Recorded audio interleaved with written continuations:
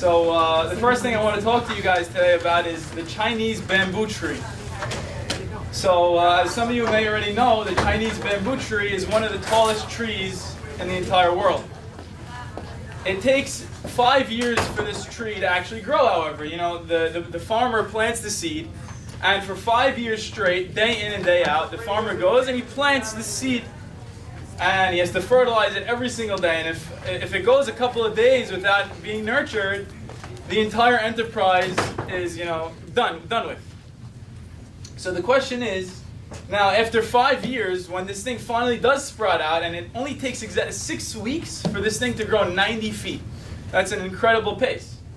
The question is, did this thing grow 90 feet in 6 weeks, or did it grow that many feet in 5 years? So I want us all to keep this idea in mind as we're going through the different sources that I've brought down. So the first idea that we're going to discuss is, we're going to go on a journey sort of throughout Tanakh, throughout the history of the Jewish people within Tanakh, of this idea of, what's going wrong for our nation when we face a tragedy. How does the berit that we have, the covenant that we have with God, how does it work? How does it kick in? So first of all, what went wrong? This is source A. Right, Yirmiyahu says, he's so frustrated with the state of Am Yisrael that he says, I don't even want to be here. I want to go far away to the desert. They're all adulterers in a figurative sense. They're all worshipping Avodah Zarah. They're not trustworthy people. וידרכו את לשונם כשתם שקר ולא לאמונה גברו בארץ כי מרעה אל רעה יצאו ואותי לא ידעו נאום אדוני. They don't take the time to know God, rather they're all in it for themselves. They're all in it for self-interest. They're tricking each other. Ish mere'ehu hishameru. Now Yirmiyahu gives advice to Am Yisrael, says everybody stay away from each other. Ve'al kol ach al tiftahu. Nobody rely on your brother, because nobody is trustworthy. Kind of rings a bell here, right, with what Yaakov did to Esav, who obviously redeemed himself afterwards, but he's kind of saying, you're all pulling a Yaakov. Kol ach Akov Yaakov. Everybody is speaking Lashon Hara about each other, or they're really being treacherous towards one another. So now, we're going to go through some more examples of times of real great tragedies and debacles of our nation, and let's see what happens. So first of all, the question really we want to understand is, how do we understand evil? And how do the different generations of our nation deal with this evil? What's the nature of the berit? And how do we take this panorama of Jewish history and understand our situation today? So the first obvious one, right, if you could think of one real great debacle, kind of like the quintessential travesty that happened for Am Yisrael, one of the first ones as a nation, is the golden calf, Hayta Egel. So there's something very interesting that emerges when we really analyze the text, and I brought you a few snippets here. The first thing we notice about a great leader, about a person that is trying to bring the remedy to the situation, is that he's putting his own fate on the line for the nation. Did Moshe do anything wrong? No, he did not. But he cares enough about this people, and he's all in to the extent that he's willing to give up his entire fate for these people. God says, I'm sorry, that's not how it works. There's individual justice, which is a big revolution, by the way, in the ancient world. We don't do vicarious punishment. This is anybody who sins, that's the one who's going to be punished. And Moshe is relentless, however. He doesn't stop there. Moshe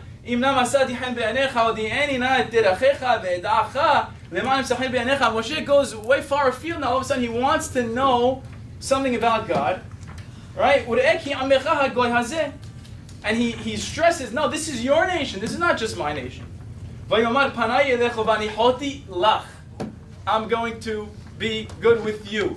But God is not giving up on this point. He's saying, no, you are good, and you're good. You're the only one who's good. All of Am Yisrael, however, they've got a real problem. So what's Moshe's response? Again, he's relentless. Again,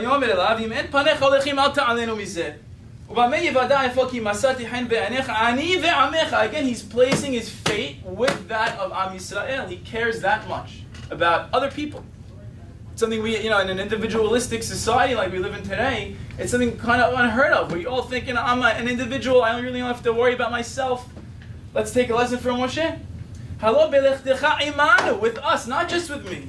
V'neflinu ani ve'amecha, again, me and them. Mikol ha'ama shel pnei adama. I'm not going to accept it, God. And then he says something strange, like I mentioned before. Eni nat kivodecha. He wants to know God's glory. Now, is Moshe doing this? You can imagine one of these gurus on a mountaintop. Rabbi Salman D. Sassoon, who I really admire, he talks about how certain goyim and certain types of Eastern thought, they believe that the highest spiritual level is to be an ascetic or to meditate on your own. Now, it's ironic because the idea of holiness, as he mentions, is very often associated with this idea of, the non-ego, not focusing just on myself. So when I focus rather on myself and I go up to this mountaintop and I care only about myself, that's the opposite of Kedusha. That's the opposite of spirituality. So Moshe is asking for this level of knowledge of Hashem, not because he wants it for himself, but rather to argue from a higher level. Because he knows if I can understand God on this higher level, then I'm going to be able to be a better lawyer for Am Yisrael. Now the answer that Hashem gives to Moshe is actually something that rings true throughout the generations, and as we're going to see, even beforehand and afterwards, it's going to be the same theme that keeps coming up every time there's a tragedy in Am Yisrael. All right, and this is famously the Yag Midot Abrahamim Vayavod Hashem al Panav. All right, and he tells them, Poked Avon Avot al Banim ve'al Bnei Banim al Shileshim ve'al Rebeim. 3 to 4 generations will suffer until everything can come back together again. This is something that is fundamental to understanding the Bidi. It's an idea that is going to keep on coming up, as we're going to see. So I have one more question. Right after this, right after Moshe sees Hashem's glory, to an extent at least, he immediately says the following words. If you look in the bottom left of this chart, he says, Yelech na Adonai bekirbenu ki am keshe'orefu, because these people are a stiff-necked nation. Now this is a very strange thing. Why are you arguing for their sake, for their benefit, based on the fact that they're a stiff-necked nation? That's not going to help them. And not only that, the reason God wanted to destroy them in the first place, the top left of the chart, says God, I'm going to destroy them because they're a stiff-necked nation. So how could it be that the same reason for destroying Am Yisrael is also the reason for saving Am Yisrael? Well, I think the beginning to the answer of this could be seen on the right side of the chart, where with Noah, famously before God destroys all of humanity, except for Noah and his family, God says, God notices that everything that man is thinking about is evil. And then after the flood, all of a sudden, God says to himself, it's a soliloquy, we're hearing God's thoughts.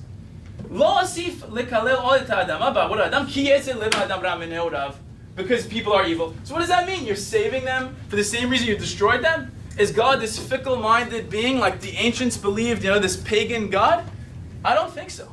Rather, Rabbi Shammah writes beautifully in his book that with Noah, the entire situation changed. Because God understood, Kibyachol, and he proved to himself almost, Kibyachol again, that he has a person, a core person he could work with to bring the nation back to where it needs to be. A person who is associated with the Berit, with the Teva, right? This idea that he's going to be able to take Noah, and from Noah he could build the nation again. When we start to think again of Moshe, right? These a lot of different intertexts between Noah and Moshe. So with Moshe, it's the exact same thing, except it's not God noticing on his own, but rather it's God making sure that he brings it out of Moshe.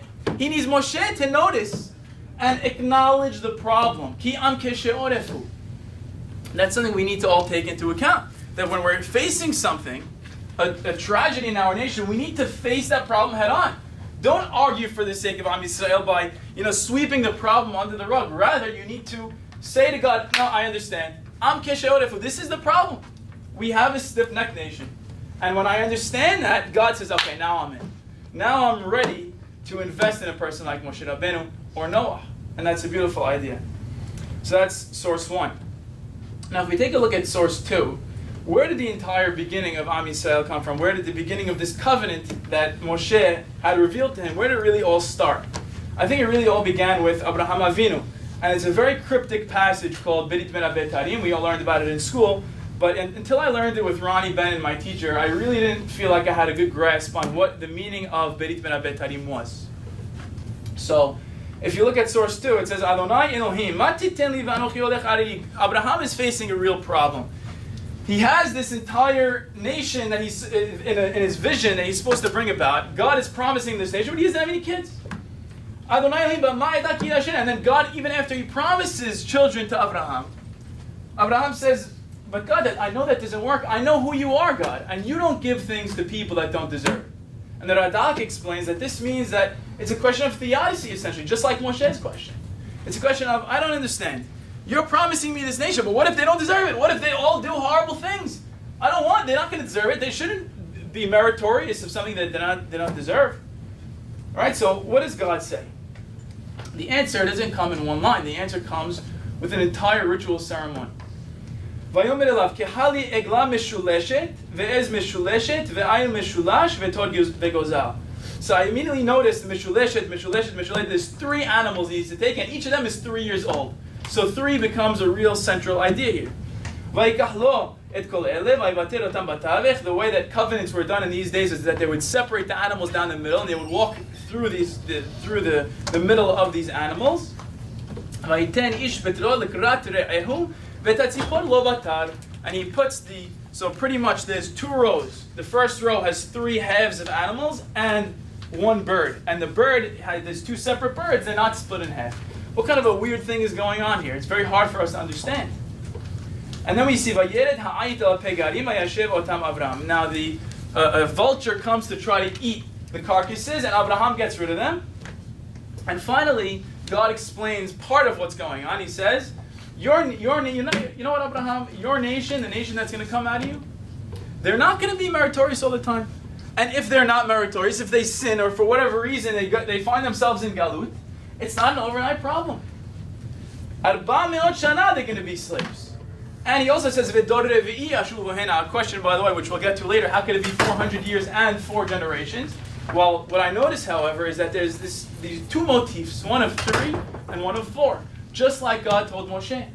It's al shileshim ve'al rebeim. When something goes wrong in the nation, 3 generations are going to suffer. They're going to be literally cut in half, just like these 3 animals, who are all 3 years old. However, the bird is the 4th in line. It's going to fly away to freedom.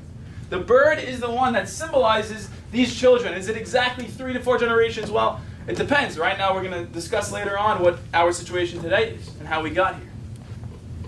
So it's an amazing idea that Abraham and Moshe received the same message from Hashem about what the Berit is. What is this idea of 3 to 4 generations?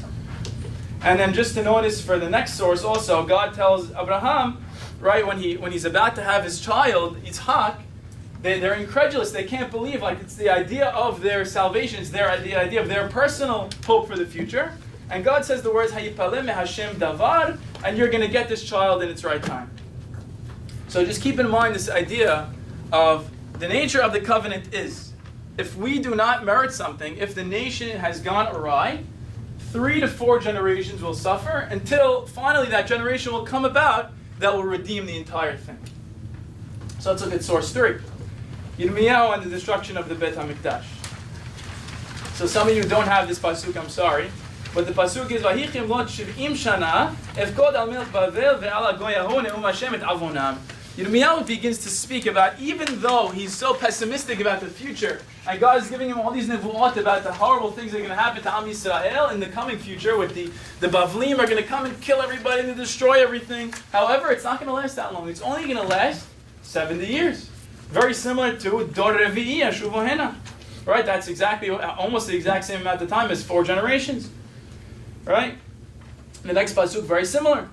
Shev'im shana efkod etchem. Again, the same language is being used for the berit. It's 70 years. It's efkod, right? The word poked avon avot. God remembering v'Hashem pakad et sarah. It's this idea of God not being bound to the here and now. God, however, is able to look at the panorama of time, and He's able to say, no, you know what? This is an enterprise. It's something that's going to develop slowly. And because it's going to develop slowly, it's something that each person needs to invest in, and it might take 70 years for these people to be remembered. Next pasuk.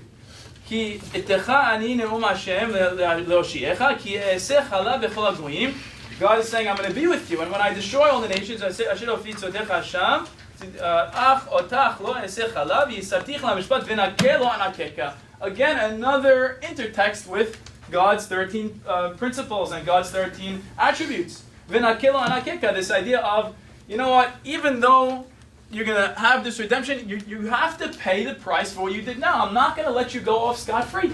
I'm going to make you pay for what you did wrong in the now. That's the nature of reality and the world, is that if you do something wrong, there's no quick fixes in life, on a personal level and on a national level. You need to trudge through and fight through many, many years of suffering and toil if you really want to get back to where you're supposed to be. However, there is that hope, there's always that hope, that in the future there's going to be a better time. And if we invest in that future, it's going to come about. And we have an almost identical phrase, and it's the only time in the entire Tanakh where these phrases appear. Kahal gadol yashuvu hena, which is the same as Dore ve'i yashuvu hena. Yirmiyahu is echoing what God told Abraham Avinu. Isn't that interesting? It's almost like he's having his own personal rendition, and he's seeing Abraham's Berit Ben Abetarim not just as a commentary on what's going to be in the years when they're slaves in Egypt, but also a commentary on his own time. And let's take a lesson from Yirmiyahu. That means that this idea that God sent forth to Abraham applies also to us, not just to that one cross-section of history of Mitzrayim. It applies to every single cross-section of Jewish history. What else does God say? This echoes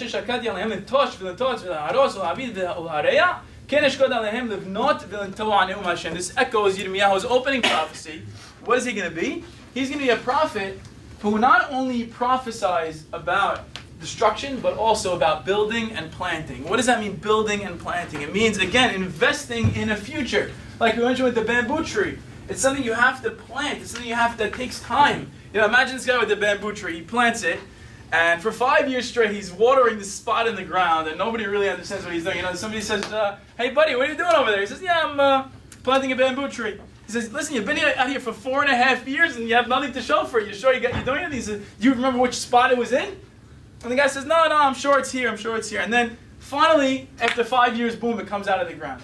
That's the way we need to think about this kind of thing. That even though I might not necessarily see the results of my personal actions in the here and now, I need to have faith that it's not just me in this enterprise. It's not just my own ego. It's everybody as a collective unit, and I need to invest in the future of my nation and my people. And see myself not just as a personal individual, but also as kind of a cog in the wheel or a link in the chain. Alright, so the next idea that Hashem tells Yirmiyahu, right? Yirmiyahu is so amazed by everything that he just heard. Just very similar to Abraham Avinu. Abraham is amazed at this idea, this prospect of having a child. But again, him and Sarah, they're incredulous. They can't believe, what do you mean I'm going to have a kid? Sarah is 90, I'm 100. This can't happen. Right, what does God say? So Yirmiyahu says, Lo yipaleh mimecha kol davar. And he says that God, Hashem, you are oseh hesed alafim shalem avon avot el hayk benehem acharehem.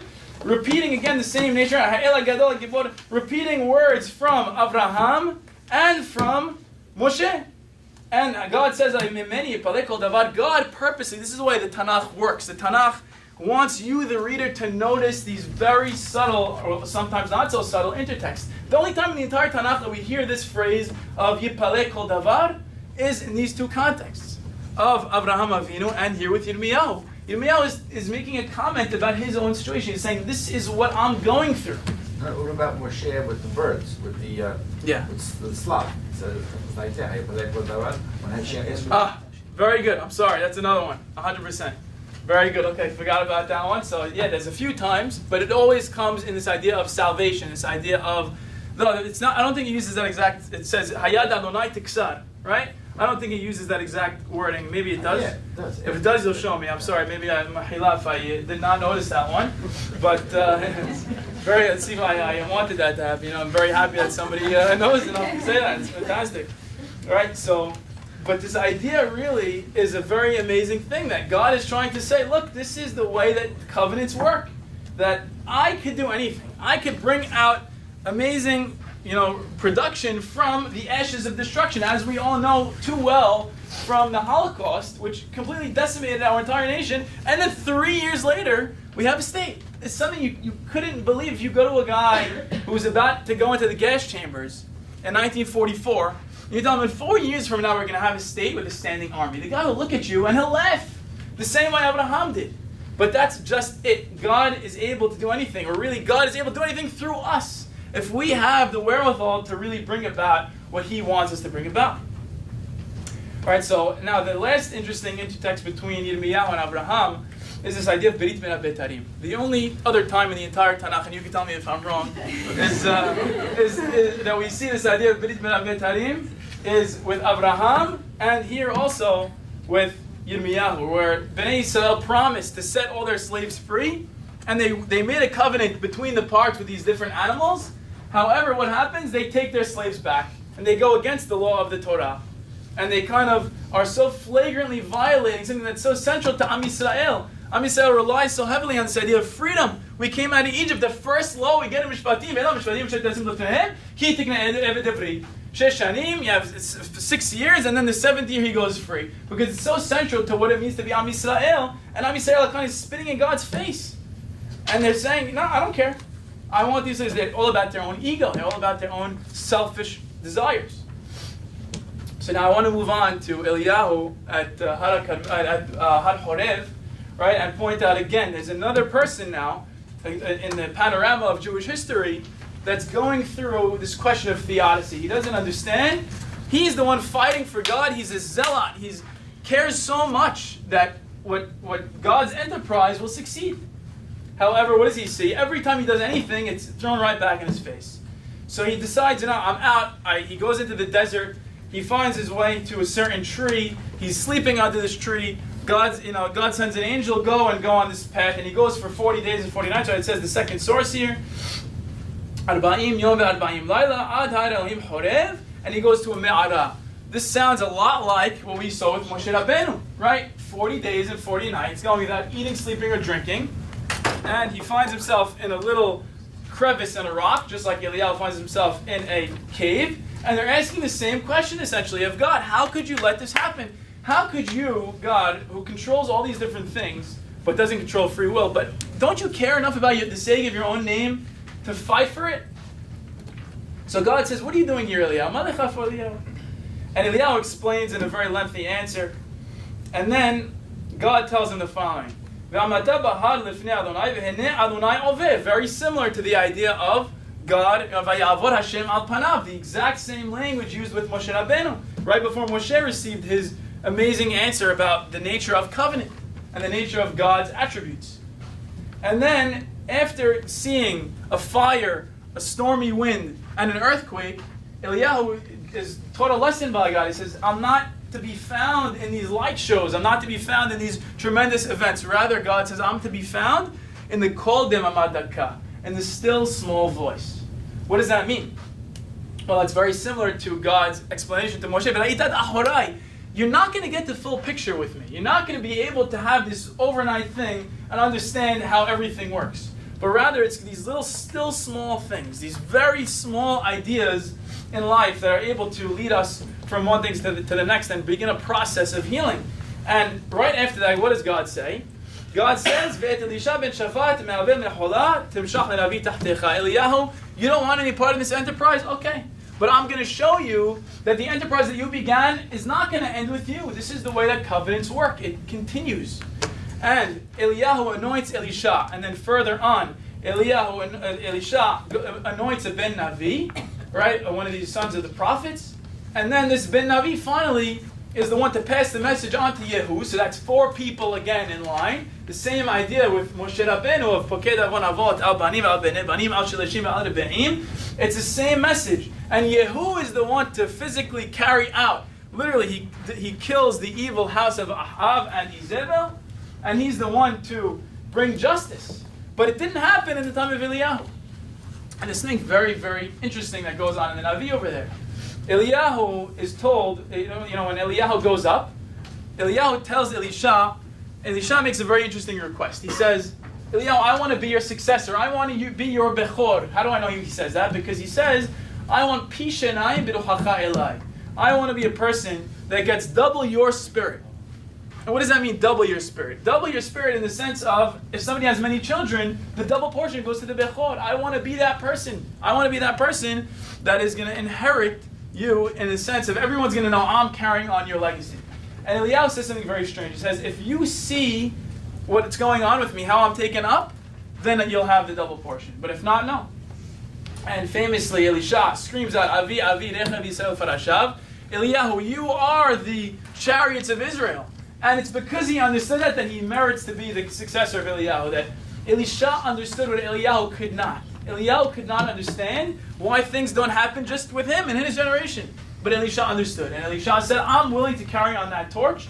And again, when Elisha dies, the same line is declared by somebody else. So it's this idea in Jewish history, whenever we have theodicy, whenever we have a problem, it's going to be solved not just with me. It's not going to be solved in my generation. It's going to be solved by a series of events that's going to lead to something because of a few individuals that in each generation, they're not thinking about just themselves. They have this ability. They understand God is beyond time. And if God's beyond time, I have to try to be the same way.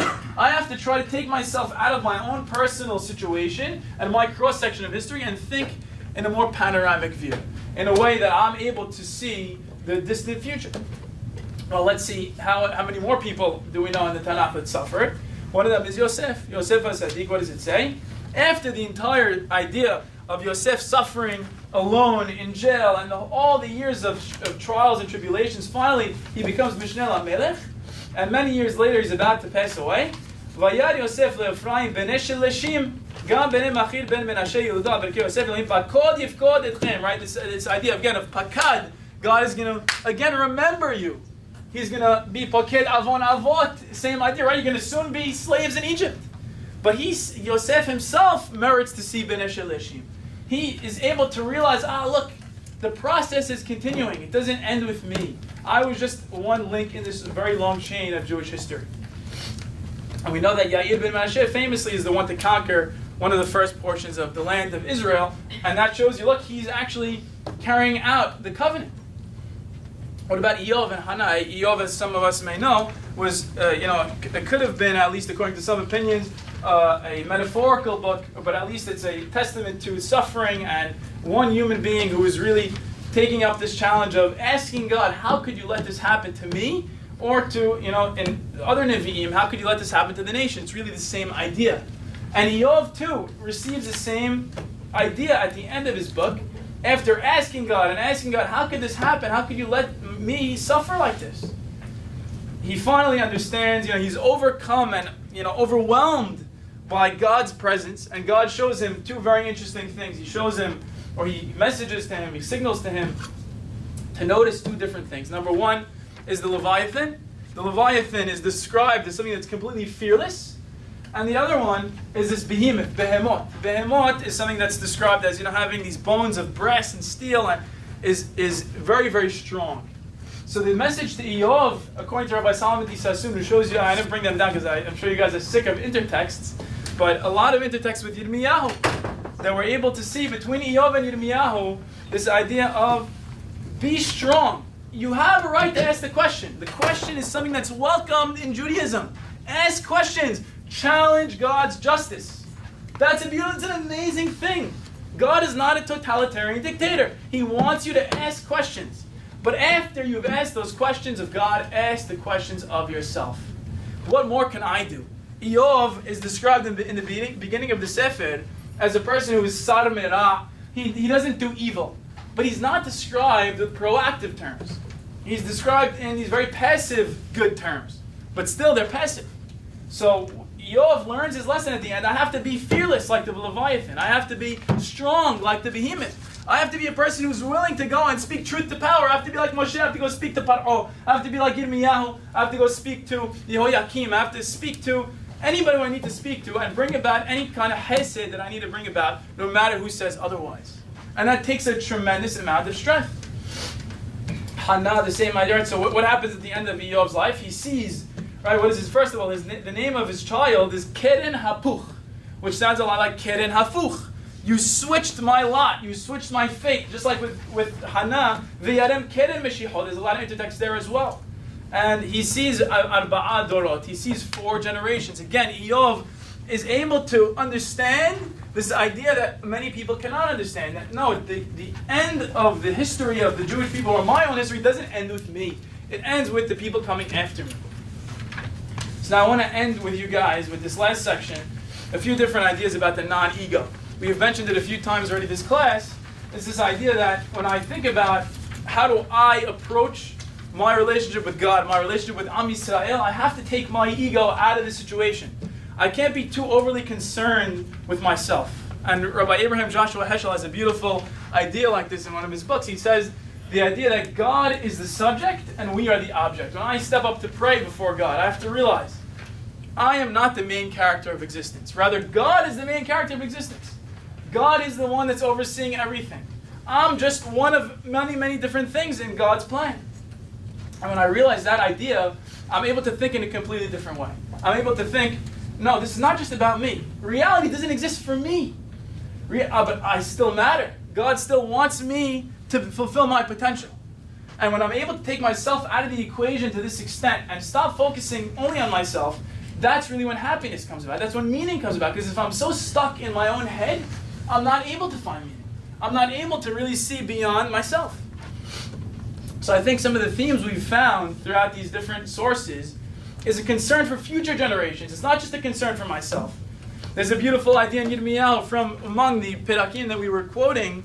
We see Yirmiyahu, he's literally in jail right before the Kasdim, the Bavlim, are about to take over. And God says, your uncle is going to come now and he's going to buy a field from you. And I want you to buy it. This is right before Jerusalem is going to be completely uprooted. And Yirmiyahu doesn't understand, why am I buying this field? And he asks God, and God answers him, you're going to come back in 70 years. You need to plant, you need to invest right now for something that's going to come back in 70 years from now. And it's the ability of a Yirmiyahu, of a Moshe, of an Abraham, to forget about their own ego and to realize I have to think more about the future. I have to invest on a national scale, not just in myself, but in other people and in the entire nation. The next idea, right? Elisha, like we mentioned, he's understanding, I'm carrying on the legacy of Eliyahu Hanavi. I am not a person in of myself. I am standing on the shoulders of giants. I'm not here just because of myself. Right? Yonah similarly is the one person I didn't really mention. We don't have time for it, but Yonah asks this question of God. He says, how could you allow evil to exist? The Ashur, they're like ISIS. You're giving them a chance. I don't understand. So God shows him this idea of a kikayon. The kikayon is this kind of gourd plant. And it comes about in one day. Yonah is really enjoying it. And then within one day, again, it's destroyed. And Yonah is completely depressed. He wants to die. And God says, what? This thing came about in one day, and it was destroyed. And these people came about in however many generations, and you want me to just destroy them? Now you understand. God's perspective is not just about the here and now. It's not just about the past. It's about the future. It's about this idea of potential. That's what it means to plant. When you plant a seed, the entire thing disintegrates. The whole thing starts to rot in the ground. But it's about the potential within the genes of this thing, the kikayon that's going to grow out of it, that really represents what Am Yisrael could become, and what each and every one of us could become. It's not just on a national scale. This also applies on a personal level.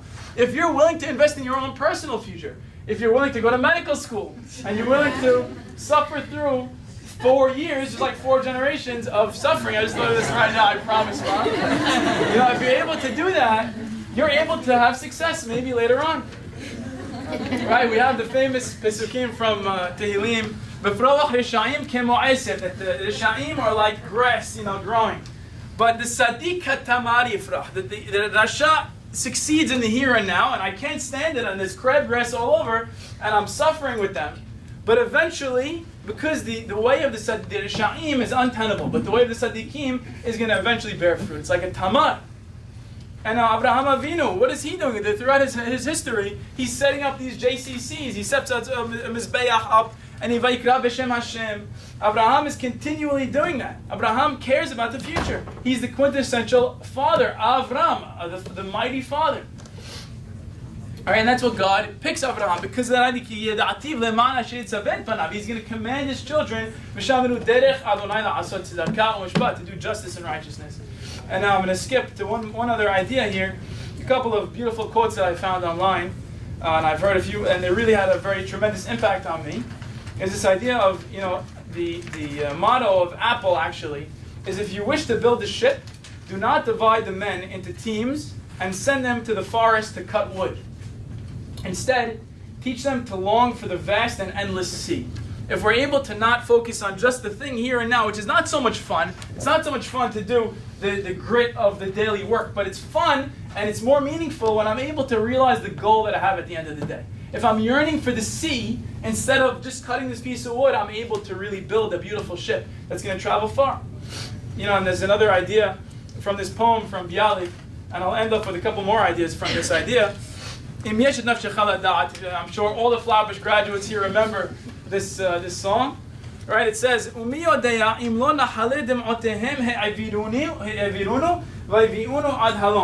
and who knows if it's not the tears of our forefathers who brought us to this very place. And they became a river. All these tears joined together. They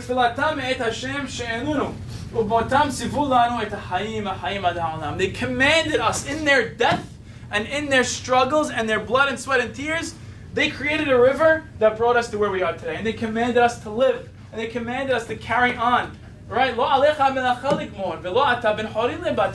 have to finish the enterprise, but you at least have to be a part of it. You have to care enough to build and to continue this process. And what we become in the process is absolutely more important than the dream itself. It's another beautiful quote from Les Brown. The dream is not, the thing at the end of the road is not really what matters. What matters, however, is that what we're becoming in this Kur HaBarzel. It's forming us into something unbelievable. And I want to just end off with a quote from Rabbi Sachs that I love to quote because I think it's so true. And this is something we could keep in mind, not just on a national scale, on a personal scale as well. How do I go about succeeding? More important than our faith in God is the knowledge that God has faith in us to become great. God is watching us. He cares about us. He's investing in us. Just like He asks me to invest in future generations, that's exactly what God wants from us. God is a parent. God is waiting for each and every one of us to step up and to fulfill our potential. Everybody, Tirhamu,